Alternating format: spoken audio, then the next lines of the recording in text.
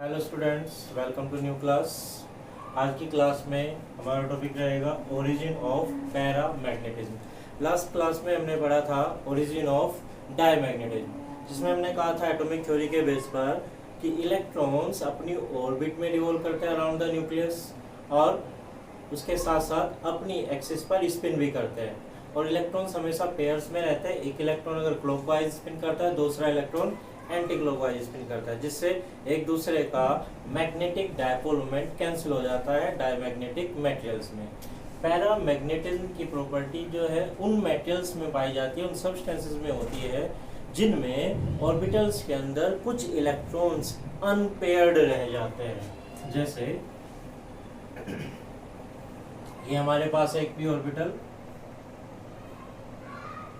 यहाँ इलेक्ट्रॉन्स है और सपोज यहाँ बाद के दो इलेक्ट्रॉन्स हमारे अनपेयर्ड रह गए हैं, जिससे पहले वाले दोनों पेयर्ड इलेक्ट्रॉन्स का जो मैग्नेटिक डायपोल मोमेंट क्रिएट होगा दोनों से, वो कैंसिल आउट हो जाएगा। लेकिन ये जो दोनों सिंगल इलेक्ट्रॉन रह गए हैं, इनका डायपोल मोमेंट एक ही डायरेक्शन में जनरेट हो रहा है, तो ये ऐड हो जाएगा। इस तरह से पैरामैग्नेटिक सब्सटेंस के हर एक एटम के पास अपना एक नेट मैग्नेटिक डायपोल मोमेंट होता है, जिससे हर एक एटम एक टिनी मैग्नेट की तरह से बिहेव करता है। Every atom of A paramagnetic substance behaves like A टिनी magnet which has its own dipole moment, but in the absence of any external magnetic field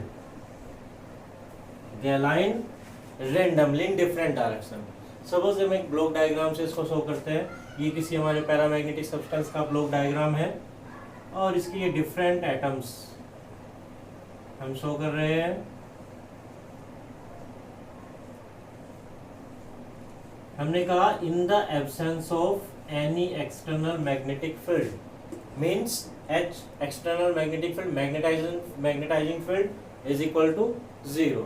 कोई एक्सटर्नल मैग्नेटिक फील्ड हमने apply नहीं किया है, तो क्या होगा, सबका डायपोल मोमेंट्स डिफरेंट डायरेक्शन में रेंडमली ओरिएंट रहेगा।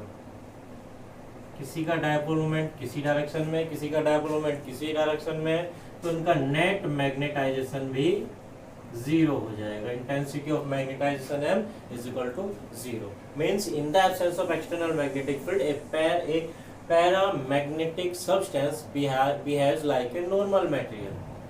जैसे आप एग्जांपल के तौर पर देख सकते हैं कि सपोज आपकी क्लास में कोई भी टीचर प्रेजेंट नहीं है, तो सभी स्टूडेंट्स क्या करते हैं, एक स्टूडेंट उधर जा रहा है, दूसरा उधर जा रहा है, एक उधर बैठा है, एक उधर बैठा है। मीन्स क्लास में सभी स्टूडेंट्स रेंडमली इधर उधर बैठे रहते हैं, डिस्टर्बेंस बना रहता है। तो ऐसे ही बिल्कुल यहाँ पर भी डिस्टर्बेंस है due to thermal agitation of atoms. जो इनके पास थर्मल एनर्जी होती है, उस एनर्जी से ये एटम्स अपने डायपोल मोमेंट को डिफरेंट डायरेक्शन में ओरिएंट रहते हैं, जिससे कि इनका नेट मैग्नेटिक मोमेंट 0 रह जाता है। अब हम क्या करते हैं, जब ऐसे सब्सटेंस पर हम एक एक्सटर्नल मैग्नेटिक फील्ड अप्लाई कर देते हैं, से इन दिस डायरेक्शन,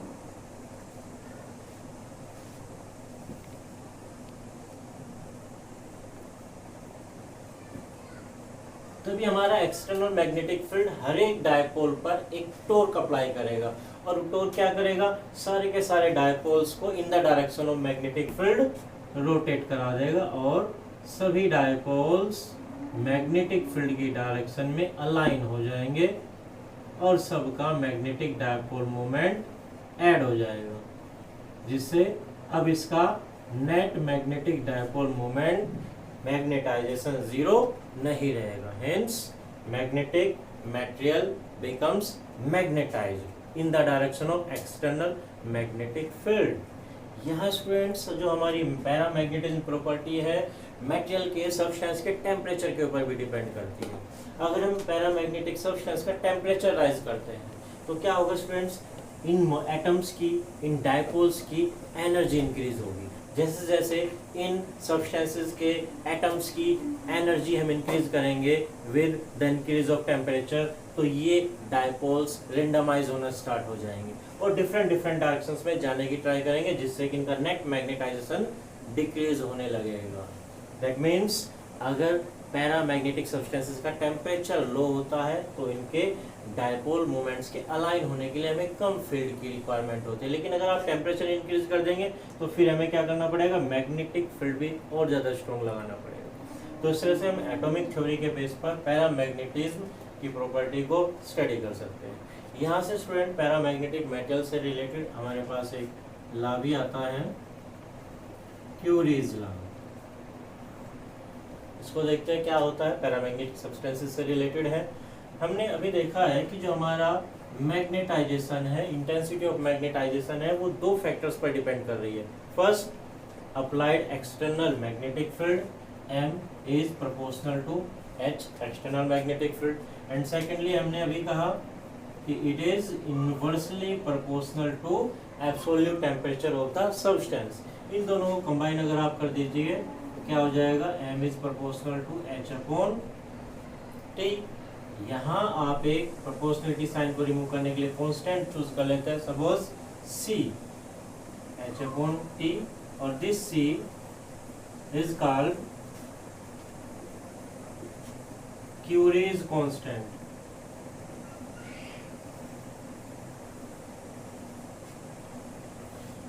यहाँ स्टूडेंट अब हम क्या करें, ये H जो हमारा राइट साइड में, इसको अगर मैं लेफ्ट साइड में M के पास ले आऊँ तो M upon H is equal to C upon T, और M अपॉन H हमने रीड किया हुआ है, ये होता है हमारी magnetic susceptibility, chi M is equal to C upon T, और finally you can write chi m is proportional to 1 upon T, means susceptibility for a paramagnetic substance is inversely proportional to its absolute temperature।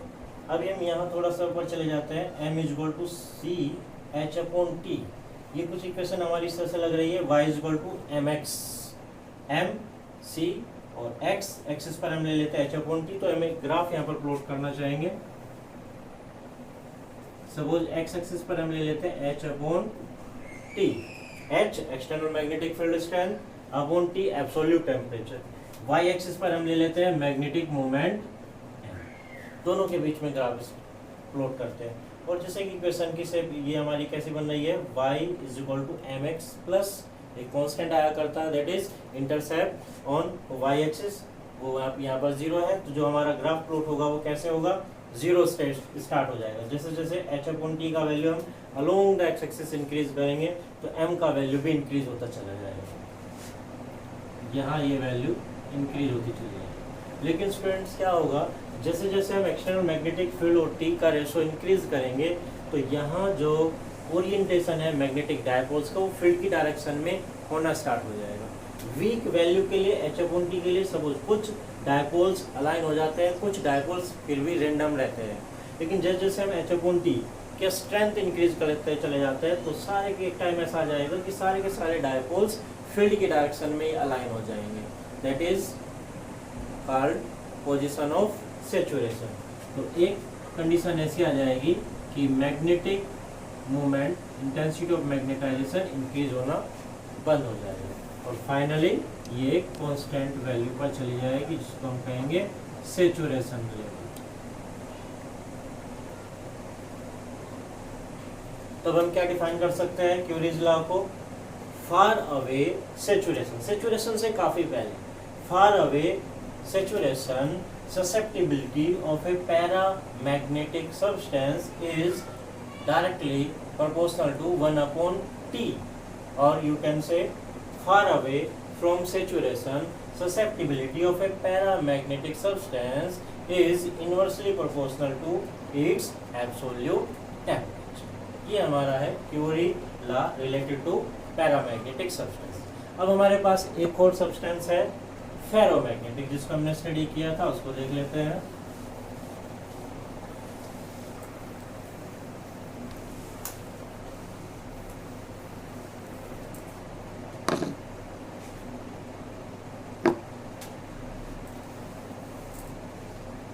origin of ferromagnetism।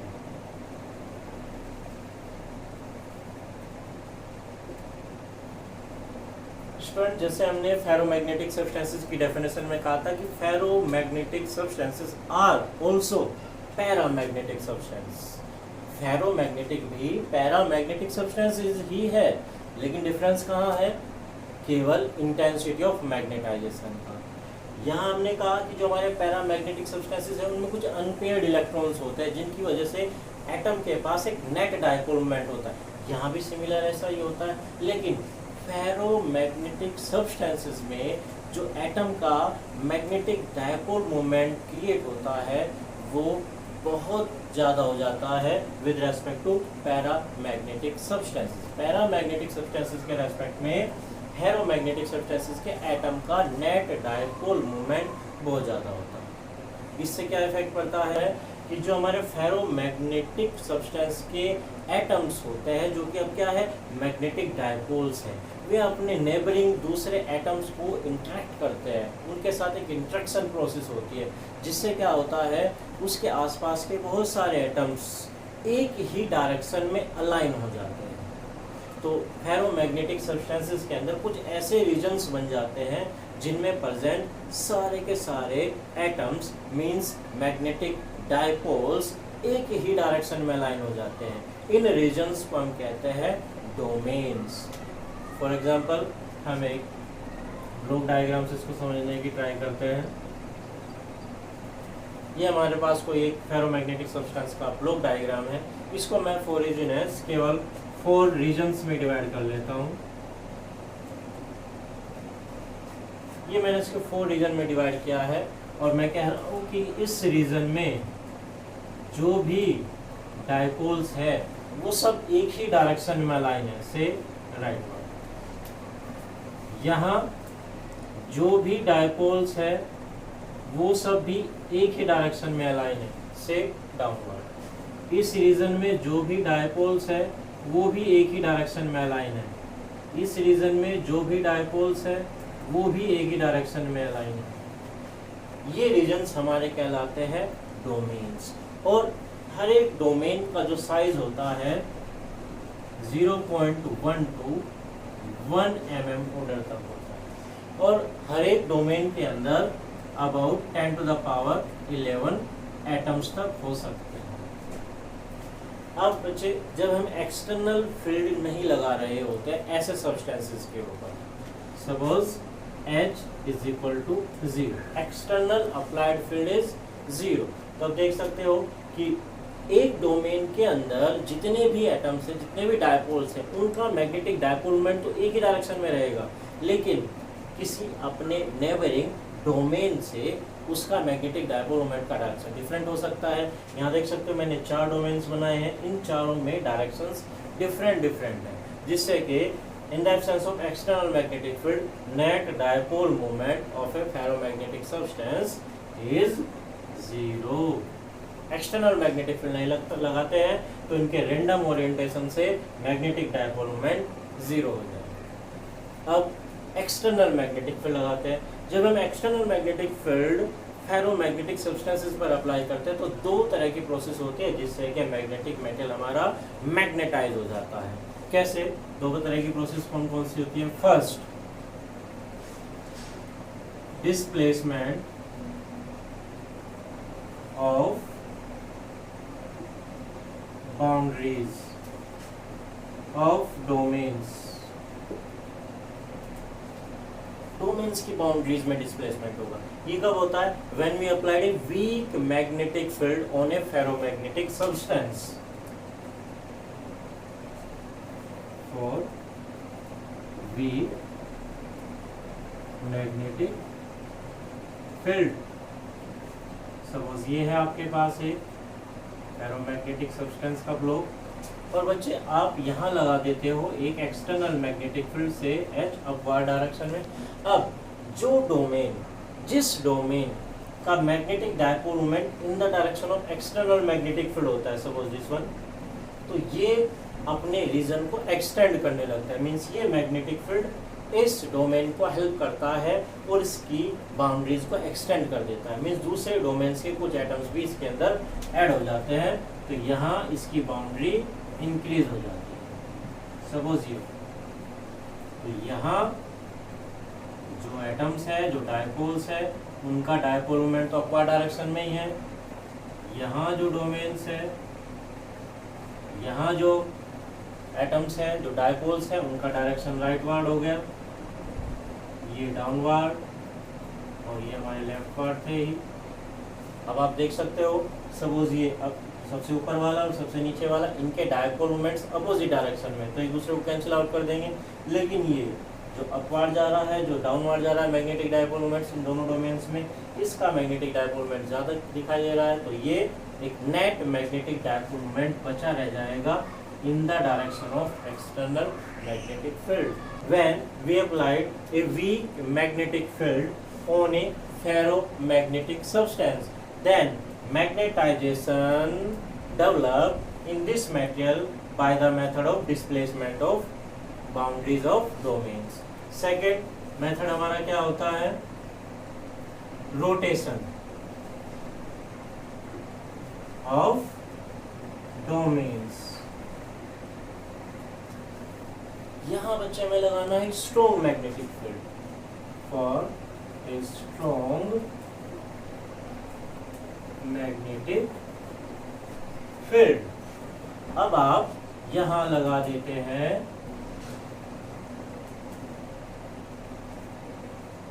एक strong magnetic field. अब ये हमारा strong magnetic field क्या करता है? सारे domains पर एक स्ट्रॉन्ग टॉर्क अप्लाई करता है, जिससे सारे डोमेन्स फील्ड की डायरेक्शन में रोटेट होना स्टार्ट हो जाएंगे और सबकी डायरेक्शन आ जाएगी इन the direction of external magnetic field.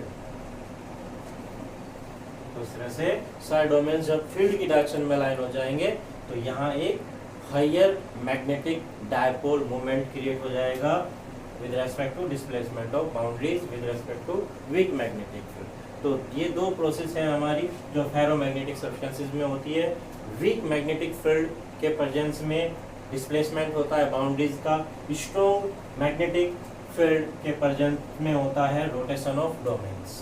तो बच्चे ये हो गई हमारी पैरामैग्नेटिक और फेरोमैग्नेटिक सब्सटेंसेस की प्रॉपर्टी की origin history with the help of atomic theory. यहाँ अब फेरोमैग्नेटिक सब्सटेंसेस के लिए हम एक टेम्परेचर डिफाइन करते हैं, that is called curies temperature.